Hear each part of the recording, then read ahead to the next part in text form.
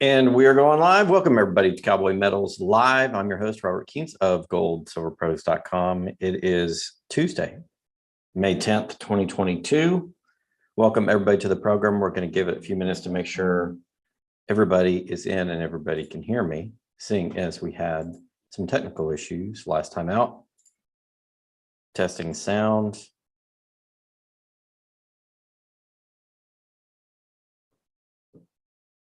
And we have sound. There we go. We're good to go, guys. How is everybody? Welcome to the program. Hi, Neil. Appreciate you being here. Fatana Range is here. Sean Befford is here. Remember, everybody, that you can comment. Please comment in the chat. Throw down a super chat if you really have a question you need to get answered, and I'll answer it for you.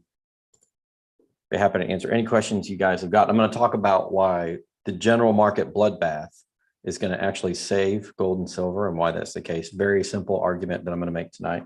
We'll get into that in a moment. Thank you, Peter Frohline, for riding shotgun and doing channel moderating for us today. Glad to see you here. Gillian B is here from Scotland. Welcome our Scottish followers. Good to see you. Before I get into the program, I talk a little bit about what I did this weekend. I spoke at the Strategic Investment Insights Conference in Chicago this past Friday and Saturday. I had a roundtable discussion that I was a part of on Friday night from 7 to 9 p.m., which we'll rebroadcast on the channel when we get a copy of that, hopefully in the next couple of weeks.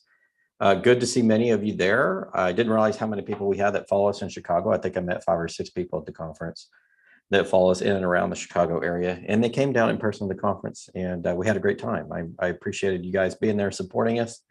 And it was good to get out in public and speak again after having been behind the computer most of the last 2 years due to the quote unquote pandemic.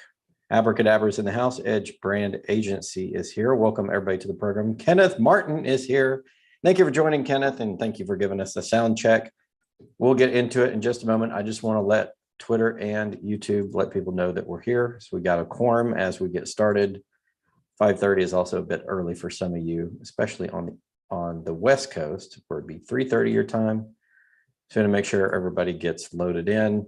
Looks like the viewer counts are climbing, so we'll talk about it. So yesterday was an absolute bloodbath in the markets. I think not only yesterday, but at the end of last week, and people had totally hit the panic button.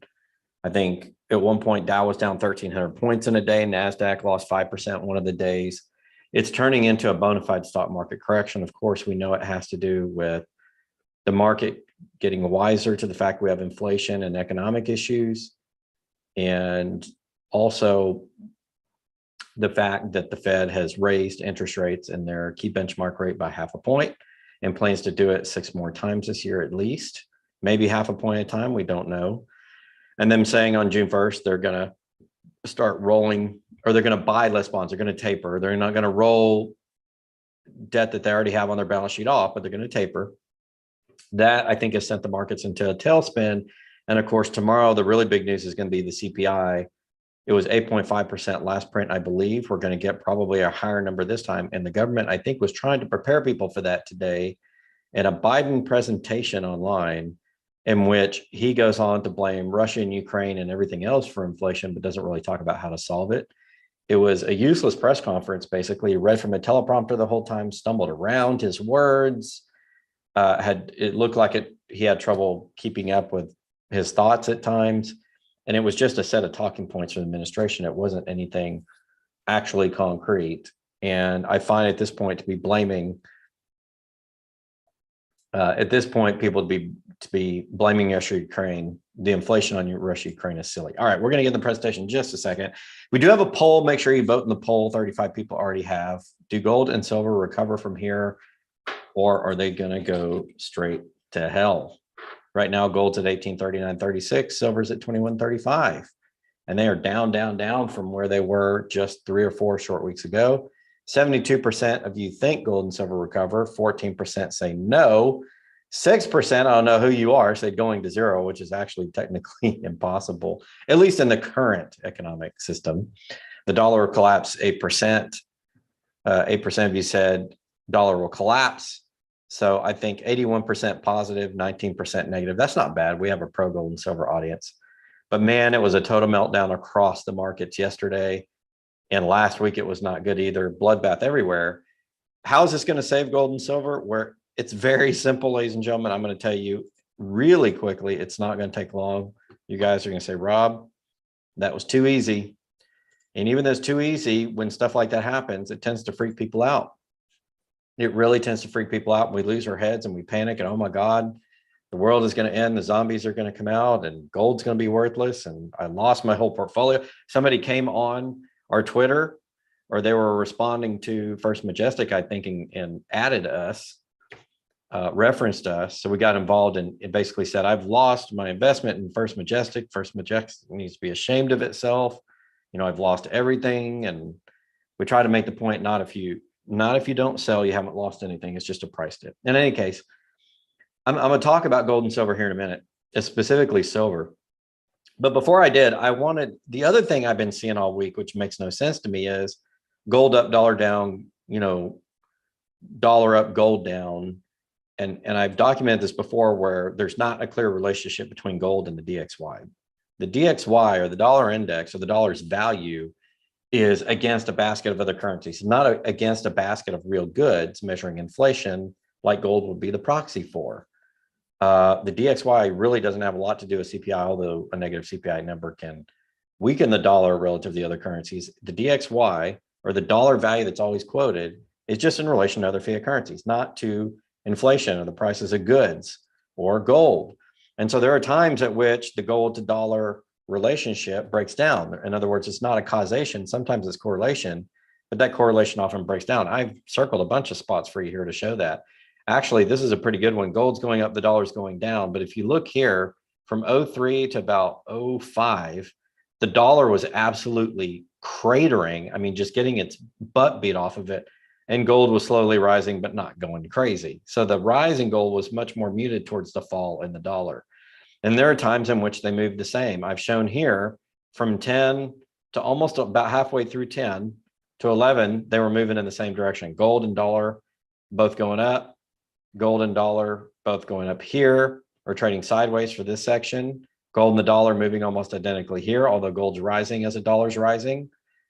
And then gold and the dollar doing about the same here, a little bit of a fall at the same time, a little bit of a recovery. Now, that's overall. And the reason is because gold tends to track inflation more, while the dollar just tracks its value relative to other currencies. In other words, yes, sometimes if we have low inflation, that the dollar could strengthen overall, but it may or may not strengthen as much on a dollar chart, depending on how the other currencies around the world have done that, other basket of currencies. So it's not a one relationship between the dollar index and gold.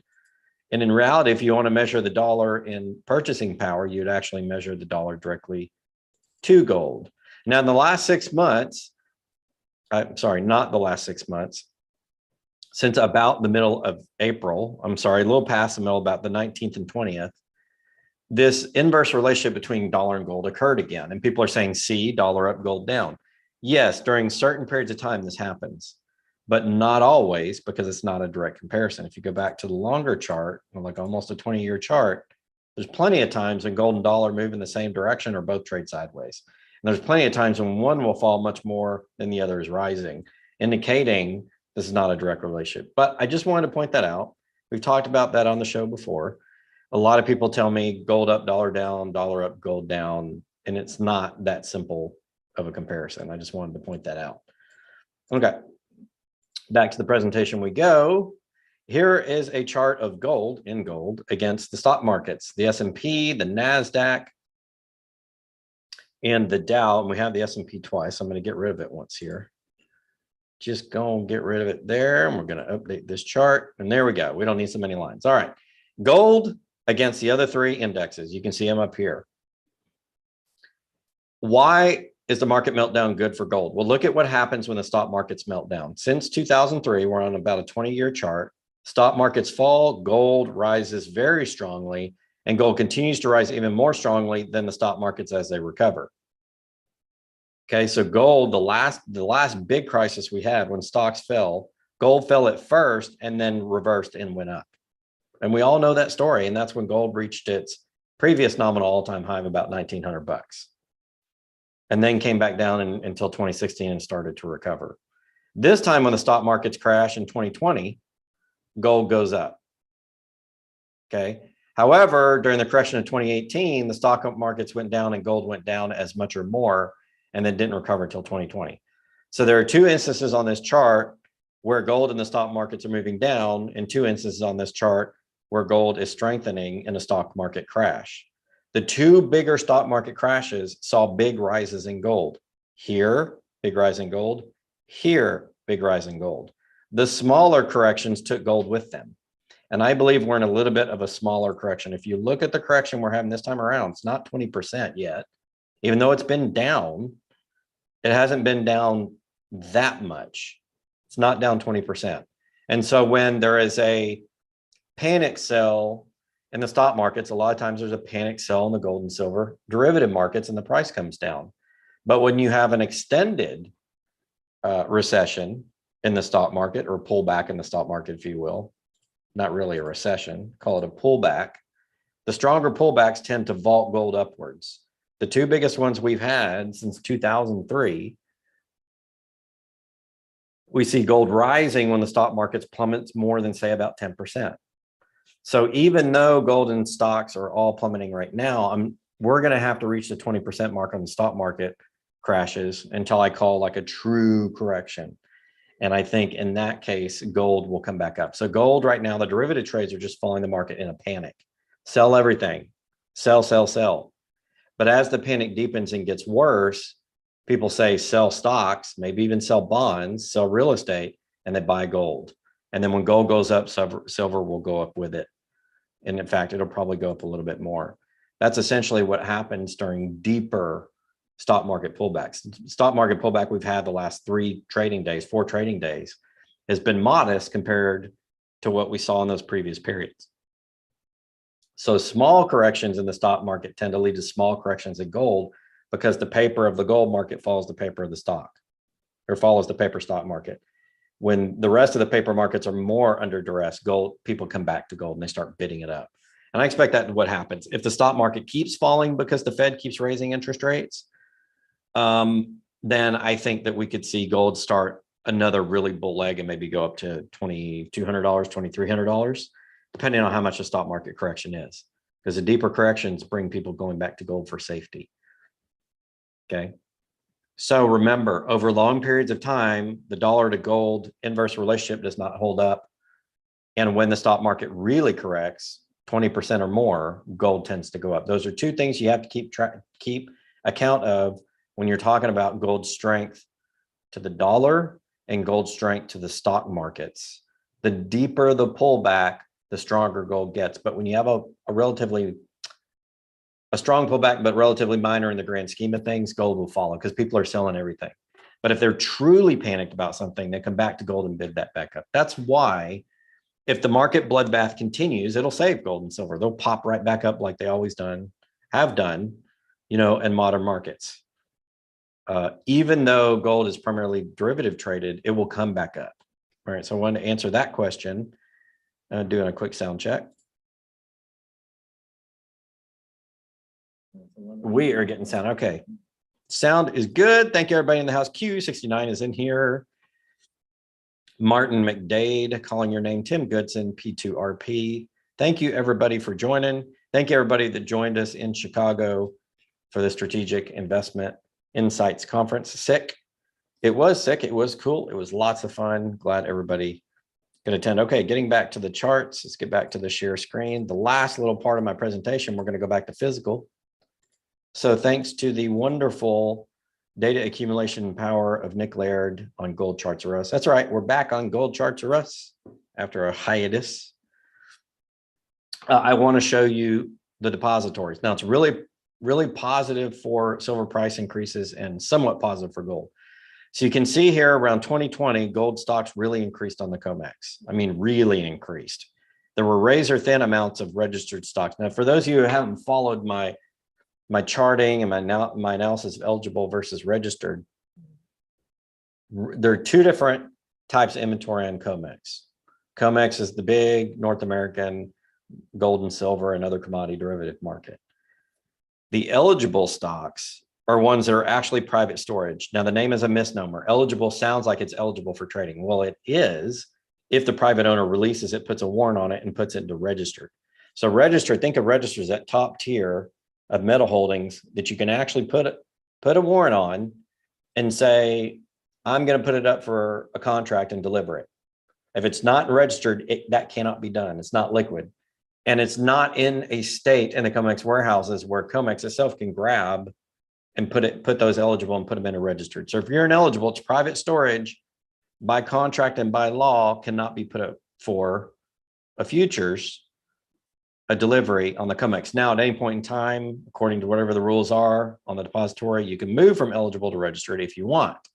So the lion's share of the gold from about 2013 to about 2020 was ineligible, not registered. So it was razor thin the amount of gold that could actually be delivered, because it's the difference between this light bright green line and this dark green.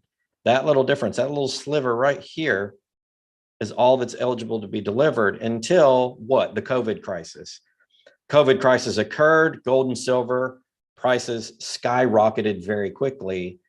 The markets came in and dumped a bunch of metal. Why? They needed the liquidity because the trade on the COMEX shot up, because the bets on the future price of gold and silver shot up and went net long, or went longer than they did. That's why the price shot up.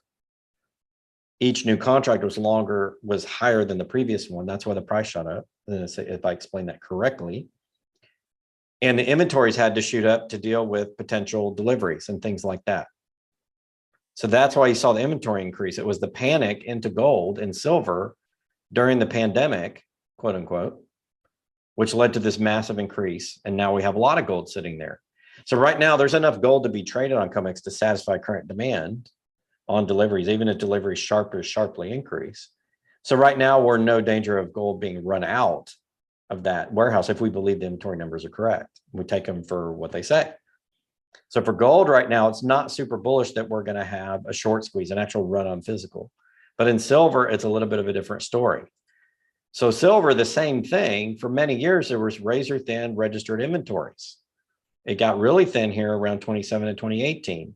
Then in 2020, the amount that came into registered blew out, and you had more for trading on the exchange. It blew out to a total of about 150 some million ounces. You look at the difference here between about 250 and 400 is about 150 million ounces in about 2021, right at the start of the year. That was the peak of 2021. Now, almost halfway through 2022, the difference between these two numbers is about 81 million. In fact, I'm looking at the current stock report today, downloaded from the CME group, report date 5/10, activity date 5/9. And it says right now in gold, we have 81,530,214.917 registered ounces of gold. That is less than half of what it was at the beginning of 2021. So in about a year and a half, half of the silver, basically since silver squeezes at the end of January to February, the actual silver physical available in the Western market on COMEX has gone in half, about in half, give or take, which means there is a bit of a run on silver, which is why I say a shortage. Why a shortage, but silver hadn't shot up yet? Because it's a shortage, we're not out. A shortage means we're using more, demanding more now than we have. That's why inventory is being drawn down on the biggest exchange in North America, excuse me. So there's a shortage. And then depending on if that accelerates or decelerates is how quickly we run out of silver. And we haven't even gotten to the EV revolution yet. And all of the industrial demand for silver, which is going to explode over the next 5 years.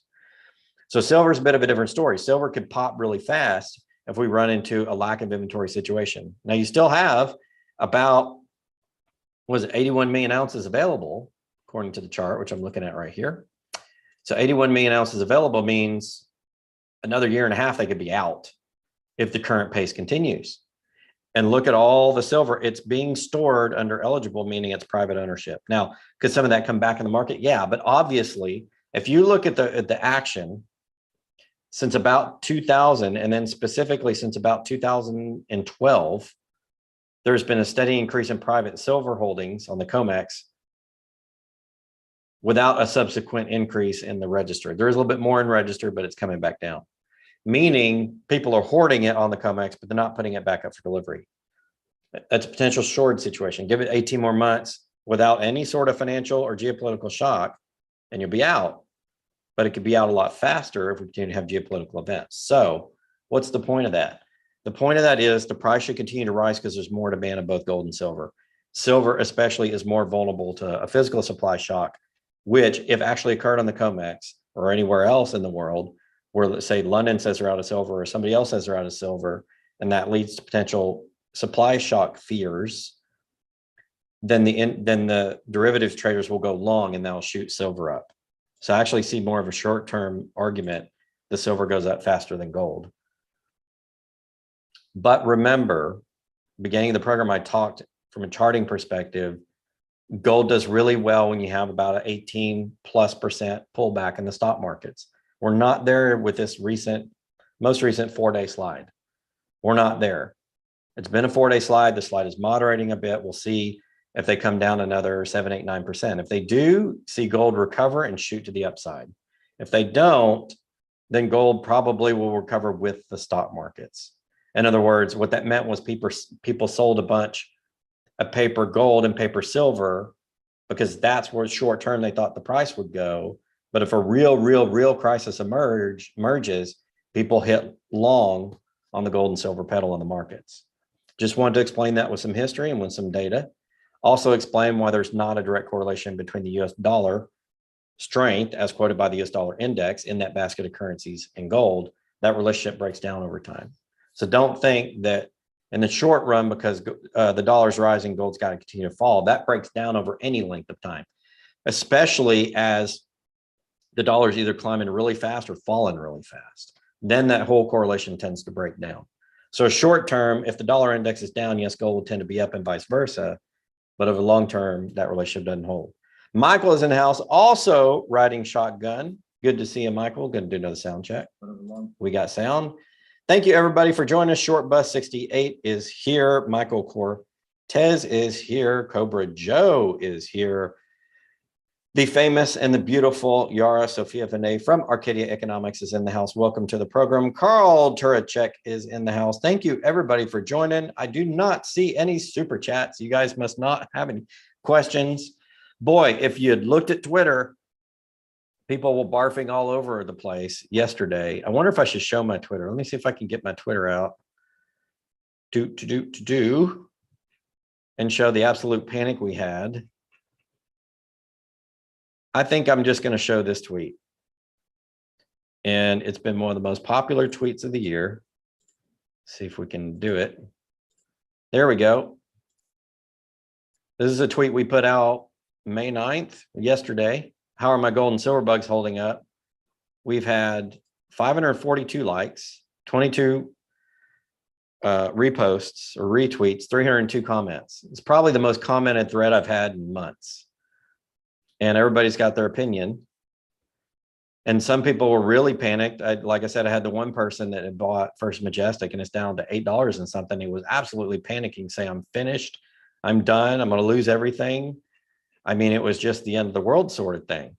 And I thought, well, it's a little pessimistic. Gold's down, but it's not down that much. Leading me to post this, are you panicked about what's going on? A little bit later in the day, 8:26 p.m. And I think people by then had started, had stopped hyperventilating so much. And the comments here are much more calm. People are like, no, I'm still in the metals. Didn't get shaken. Still here. What's your opinions on that? Throw your comments down. Original Intent says, we love Yara. I agree 100%. We do love Yara. Monty with a super chat says, thanks for all you do. You're welcome, Monty, and thank you so much for joining the program. Appreciate you. Michael's got a question. Have you been watching the meltdown of UST, Luna, and that whole section of crypto and stablecoin market? Pretty crazy. Yeah, Michael, my thought is, and I'm close to what Cowboy von Hest or Dezo says here, not 100% aligned. But my thought is most of the stable coins are basically frauds because you're trying to, essentially what you're doing with a stable coin is you're saying, I have a fiat something and I'm going to put another fiat something on top of that and make them equal. That way, that thing, that ethereal crypto that I'm trying to make equal will appear to have some value because it's tied to this other fiat thing. In other words, they're piggybacking on something else to get credibility. Otherwise, it's a shit coin, essentially. I mean, because what is a stable coin without backing the fiat? It's nothing. Well, what is the problem with fiat? Well, first of all, fiat's going to hyperinflate. So that stable coin is going to hyperinflate at the same time. When the fiat blows up, the stable coin will blow up. But in the meantime, as we're finding out in the lack of audits and lack of regulation, lack of all these other things, a lot of these stable coins are backed by crap. They're not backed 1-to-1 per dollar or whatever else they're basically pegged to or linked to. Their balance sheets aren't healthy, in other words. So there's a lot of balance sheet risk. And for some reason, people are selling, you know. So let's look at USDT. I think that's one you asked about. That's Tether, I believe. Yeah, and Tether in particular, we saw their quote unquote audit and it was a mess. And it basically said, we don't really back Tether 1-for-1 with dollars. We'll have some Bitcoin, other things. It was rumored, but not proven, but I got this from 3 different sources that Tether had invested in equities, including Evergrande, which is under severe distress, basically technically bankrupt from a bond repayment perspective, or technically default, I should say, use right terminology. And so, yeah, and I think the market doesn't really believe the Tether story. Now, I know someone who knows the people that founded Tether, and there's some people that still believe in it, the original intent of Tether and the original mission. But I think it's pretty clear Tether's a mess. And I think the rest of the stable coins are kind of jacked up as well, because it's an ethereal, computerized something on top of a fiat, which is itself a broken promise by government. How do you expect that to act in an inflationary environment, bond rates rising, people going to war, people know that we're in severe economic trouble with inflation and lack of employment and things like that? Well, how do you think any of the stable coins are going to do? They're all going to collapse. Why? Because what they're tied to is going to collapse. I mean, it's just kind of common sense. Thank you for the question, Michael. I appreciate it. Michael says, I had quite a crash course all this yesterday on Twitter. Yeah, go back and watch some of our old 𝙎𝙊𝙇𝙍 videos. I know 𝙎𝙊𝙇𝙍 is really bright, he's a little bit of an acquired taste, but a bright guy. But all the stuff we've done on Tether, he's excellent with that. He's the savant with that. I do not see any other questions.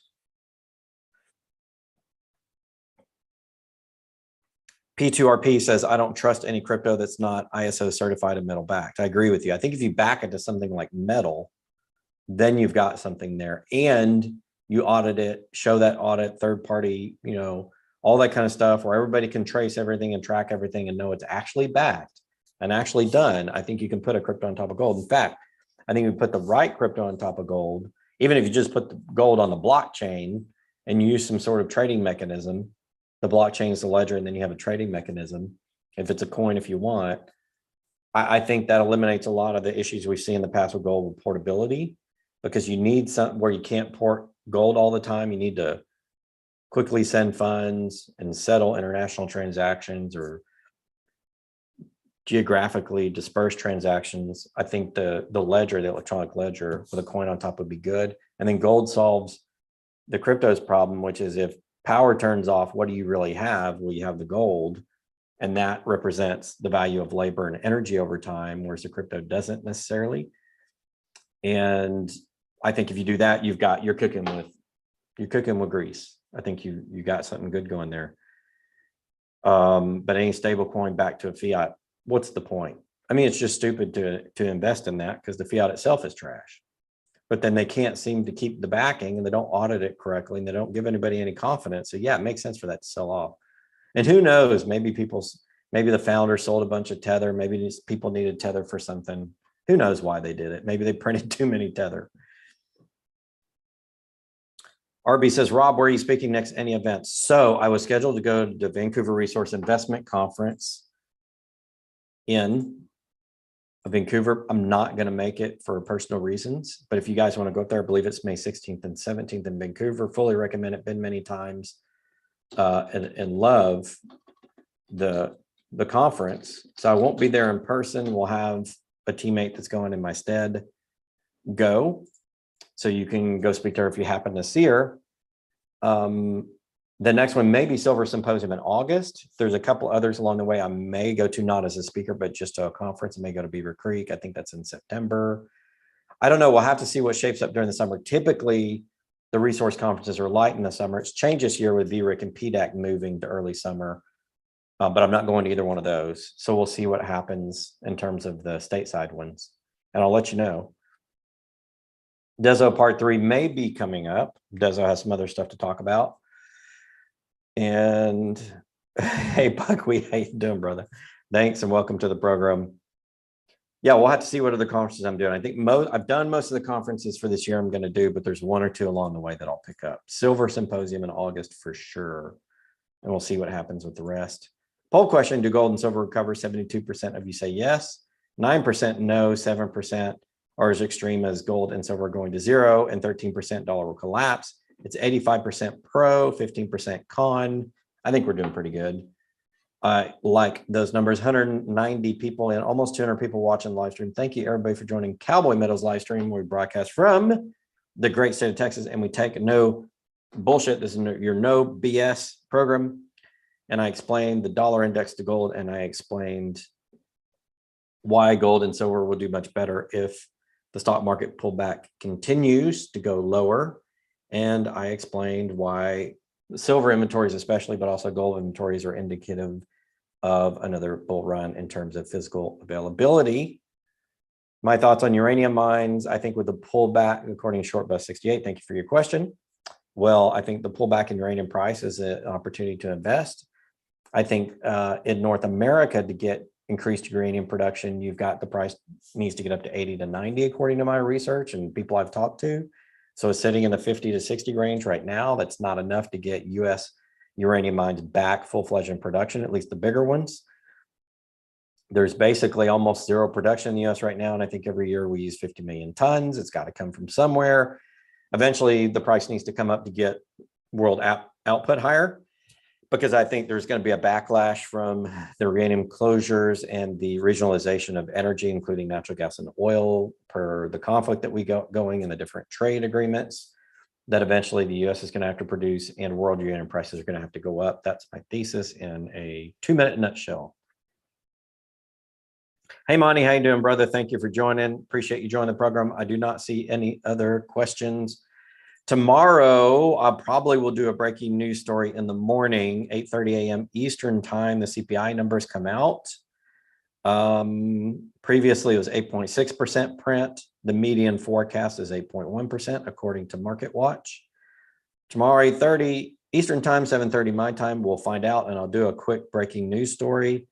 I think it's going to be higher because it seems as though the president, with his speech this morning in the media, is trying to prepare us for us having higher inflation. Will it get to 9% or even double digits? I don't know. The rises have been about 0.5 percentage point each month or less. So we'll have to see what happens. I think getting to 9% is definitely feasible, maybe 9.2. We'll see how bad it is. I think it's going to be bad because it sounds like the media and the White House are trying to prepare us for bad. But we don't know till tomorrow. We'll cover it tomorrow. If there are any other questions, we got a question from Edge Brand Agency. The question is, what indicators do you look for to know miners are turning around as we eventually reach the equities finding a bottom? So I tend to look at that in a valuation perspective over a long period of time. They're lower compared to their earnings and compared to gold and silver prices and base metal prices even, than they've been in a long time. So this looks like a cyclical bottom. They're valued extremely low. They're hated. No one talks about them. That is a sign of a bottom. Now, are we at the end of that bottom, or could go a couple more months? I don't know, but we're at the functional bottom for those guys. If they go down any more, it's going to be just a little bit. And then when sentiment seems to change, and it'll happen first in the metals. Once gold and silver pop back up again, the metals will get a boost. And then people will start talking about their record profits.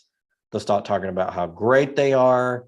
And then eventually you'll start to see some institutions get into the big miners or the mining indexes, and you'll see some more money flow into gold and silver. And that's when I think you see that first institutional investor get into the indexes. But the first signs when gold and silver elevate, gold over 2,000, silver over 30 for an extended period of time, then that'll bring somebody to the mining index, and then you'll see it start to pop and rise. And I think all it takes is more bad news in inflation, more bad news in unemployment, more bad news in regional trade, more bad news in geopolitical circumstances, and you'll see gold rise. The bonds have sort of cooled off a little bit. The 10-year is over 3%. The 7 and the 3 are not over 3% anymore. So the bonds have cooled off a bit. So it seems like there's a little bit of a cooling off. The stock market wasn't down as much today. So we'll probably have a short-term recovery. We'll see if the trend resumes the next time that the Fed prints or basically adds 0.5% to the federal funds rate. If they do that again, I think we see an even sharper market correction the next time around. I don't think it'll be just 9%. I think it'll be closer to 2025 in the general stock markets, but we'll see what happens. We still on June 1st have the Fed tapering their bond purchases. We'll see what happens to the bond market there. Bond sentiment or bond indicators always lead stock indicators because bond market traders are smarter in my experience. So if you really want to know when things are about to get worse, look at bond rates first, gold price second, and always at the underlying economic data, which will teach you everything you need to know and allow you to make calls 6 months or even more ahead of time. Thank you for the question.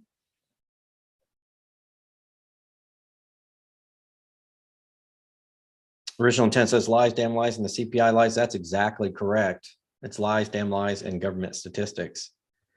Martin McDade, First Majestic, look at his chart from January 16th to August 16th, $240 to $1950. That's a near 700% gain. I agree with you. I think the stocks are going to get pummeled and then they'll switch right back up and you're going to make money. It's my opinion, not investment advice. Do your own research.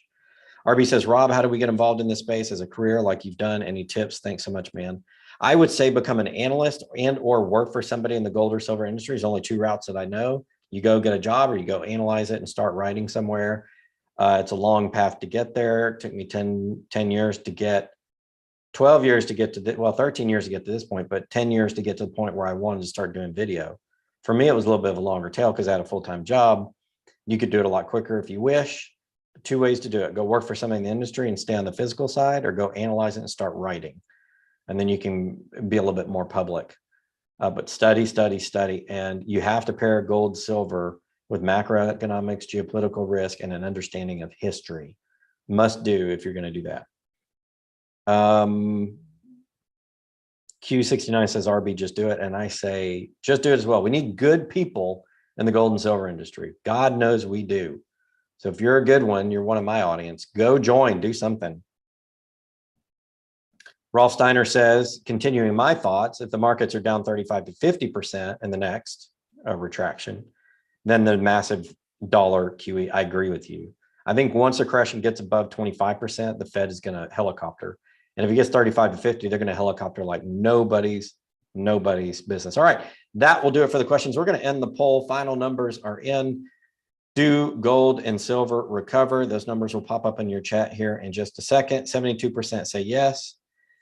12% dollar will collapse. It's 84% positive. No 8%, going to 0.5%. All right, fantastic. Thank you everybody for joining. This has been Cowboy Metals Live, broadcast from the great state of Texas, and take no bullshit. We made the very simple case of why, if the market bloodbath continues, it will save gold and silver. This pullback is normal. When you have about an 8 to 10% pullback in the stock market, gold and silver futures will fall. When it deepens below that, gold and silver futures get bid up. Look for that indicator. Also remember, just because the dollar is up or down doesn't mean gold is going to stay that way. That relationship breaks down over time. It has many times. Thank you everybody for joining the program. Thank you, Michael, for joining and riding shotgun. Peter, you as well. I've got two of the best moderators in the business. Thanks everybody. We'll have more content. Thursday, we've got something super special for you. Stay tuned. Saturday, we've got something super special for you. You notice we cranked up the content. Well, I got a lot of people wanting to come on and a lot of news to talk about, and more analysis from me. We'll continue to do that. Thank you everybody for joining the program. Until next time, this is Rob Keens with goldsilverpros.com.